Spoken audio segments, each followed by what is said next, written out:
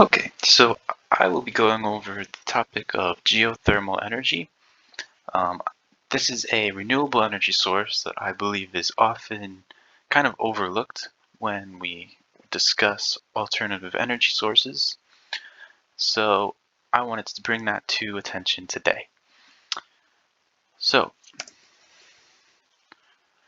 what is geothermal energy? Um, Basically, it's just heat from the earth. Very simple. Um, and that's why it's classified as a renewable energy source, because the Earth is continuously creating heat from its core. As you know, the inside is all magma, it's melted rock, and it's about as hot as the surface of the sun.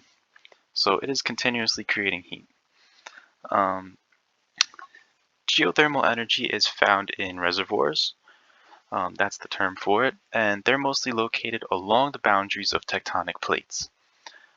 This is kind of where the magma approaches the surface and is more accessible, and it will heat up water in porous rock and water running along faults, and it will kind of convert it into usable steam. So let's take a look at how it's being used.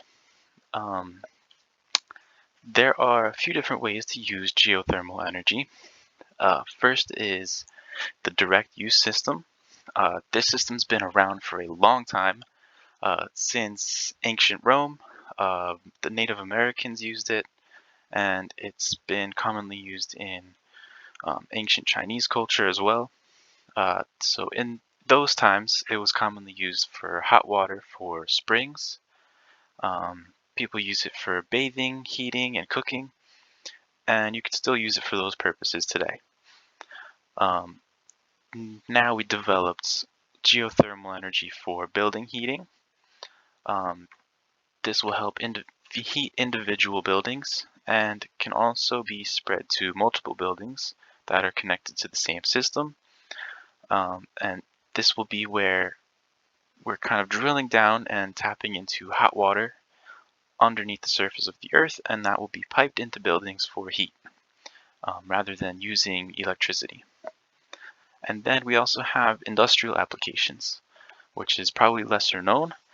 Um, it can be used for food dehydration, gold mining, and milk pasteurizing, just for a couple examples.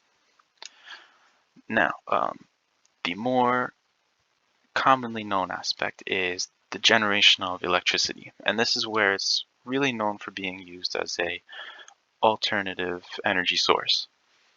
Um, so it can be accessed through a well, same as the direct use system, and again the pressurized water rises and it turns to steam, and that steam is used to drive a turbine, and that turbine will in turn um, power a generator, and that will create electricity that can then be either used to power a grid or it can power a single building.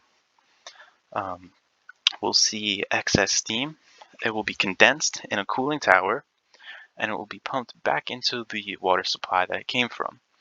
And this is where the renewable aspect comes from. It's sustainable because we're constantly returning the water back to the earth where it can be heated back up again by the earth. So a couple statistics. In 2023, the US had 7 plants um, across 7 states, and it only produced 0.4% of the total electricity generation for the country.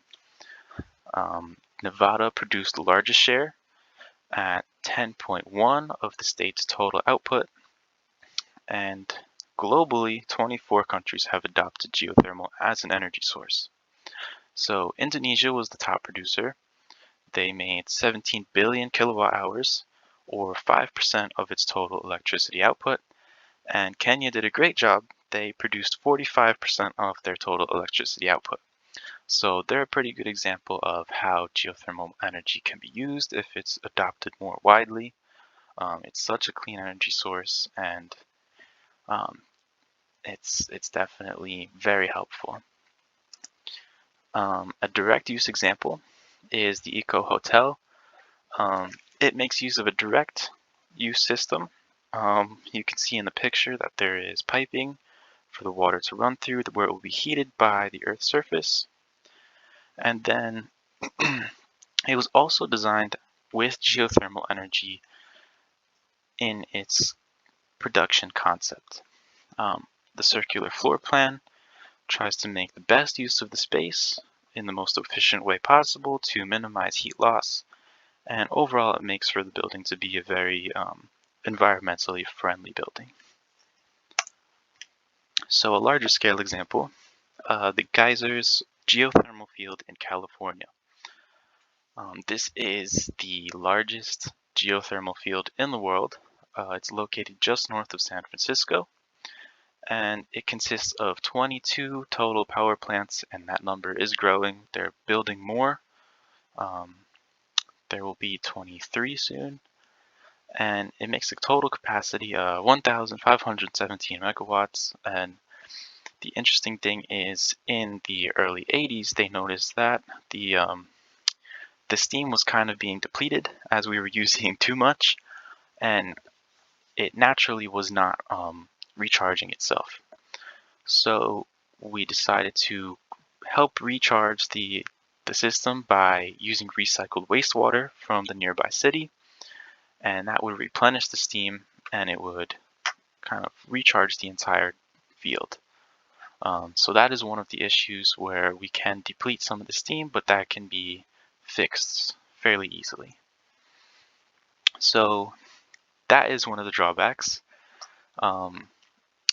In addition, it can emit small amounts of greenhouse gases. Drilling down into the Earth's surface is of course going to kind of release some of the gases that are captured under the surface. However, this is a very small amount, especially compared to other sources of energy. Now, there's also the issue of surface instability. Since you're drilling into the ground so much, it can kind of destabilize the surface. There is a high initial cost, and this can make it very expensive for individual households, and it can kind of prevent people from wanting to make the investment.